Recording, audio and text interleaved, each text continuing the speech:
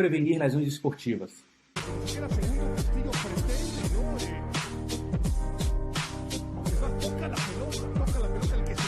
Bem, se você acha que eu irei trazer alguma técnica milagrosa, algum exercício milagroso que vai extinguir as lesões esportivas, você está enganado.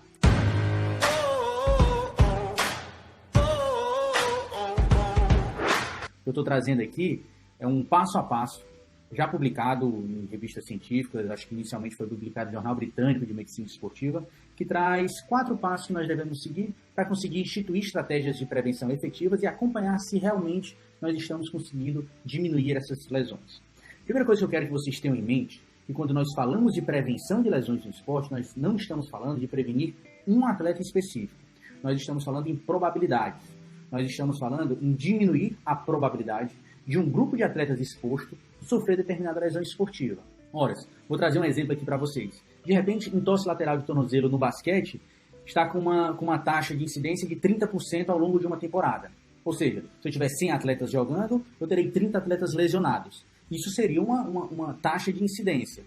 Então, se vocês repararem, é mais provável o atleta não sofrer lesão do que sofrer essa lesão esportiva. Ou seja, 70% das pessoas, dos atletas, não sofreram lesão esportiva, mas 30% sofreram. Agora eu estou falando que na hora que eu coloco estratégias preventivas, nas mais diversas possíveis, pode ser o trabalho de fortalecimento de membros inferiores, um trabalho de ativação dos músculos fibulares, um treino sensório-motor para melhorar o tempo de reativação, a resposta motora frente ao entorse lateral de tornozelo. Então eu instituo essas estratégias preventivas e verifico que esses atletas que fizeram a prevenção, apenas 15% sofreram uma lesão esportiva. Ou seja, antes eu tinha 70% dos atletas não sofriam lesão, agora eu tenho 85% dos atletas não sofrem lesão. Mas 15% irão sofrer mesmo fazendo as estratégias preventivas.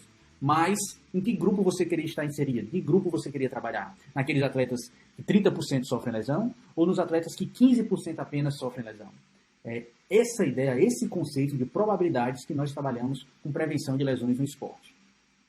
Dada essa introdução, eu quero trazer aqui esses 4 passos que nós temos que seguir para conseguir instituir as estratégias efetivas de prevenção no esporte. O primeiro passo que nós temos que levar em consideração é identificar quais as lesões mais frequentes e quais as lesões mais graves.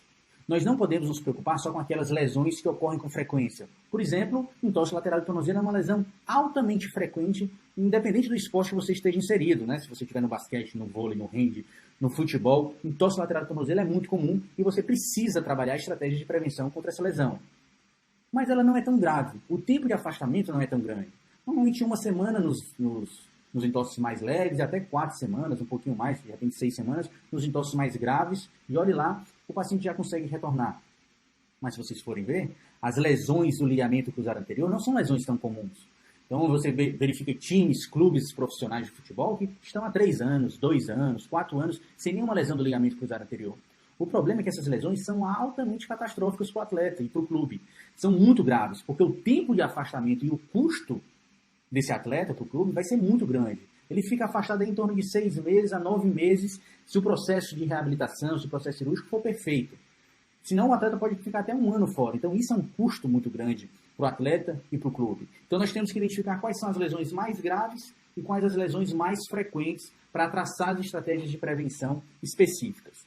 O segundo ponto que nós temos é conseguir identificar qual o mecanismo das lesões esportivas. Como é que essas lesões estão ocorrendo? Qual a etiologia, quais os fatores, os mecanismos associados com essa lesão. Essa lesão ocorre por contato direto ou contato indireto?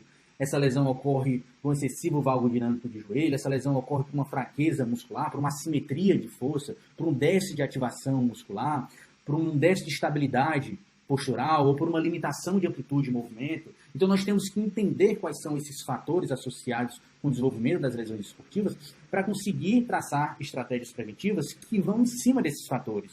Entendendo que esses fatores isoladamente muitas vezes não significam muito, mas nós temos que entender como esses fatores se relacionam para o desenvolvimento das lesões esportivas. O terceiro passo, então nós identificamos quais são as lesões mais graves e mais severas, depois identificamos qual é o mecanismo de lesão, quais são os fatores de risco para instituir essas estratégias preventivas. O terceiro passo é realmente traçar o programa preventivo. Então qual é o seu programa?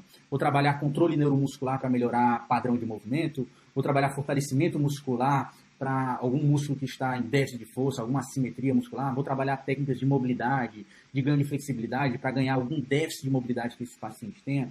Vou traçar estratégias de treino sensório-motor para melhorar tempo de ativação muscular, trabalhar estabilidade postural. Então, no terceiro passo é você realmente traçar que medidas preventivas você vai utilizar no seu clube ou no seu time. E o quarto passo qual é? O quarto passo é voltar para o primeiro passo. O quarto passo é verificar se ao final da temporada ou ao final de um tempo específico, você conseguiu diminuir a incidência e a severidade das lesões. Ou seja, a taxa de lesão foi tão frequente quanto ou foi menos frequente? 30% das pessoas sofreram a lesão, agora 15% só sofreram essa lesão. Então você conseguiu prevenir as lesões esportivas. Mas não só essa variável incidência de lesão é importante, a gravidade das lesões é importante também. Porque basicamente você pode ter o mesmo número de lesões, mas esses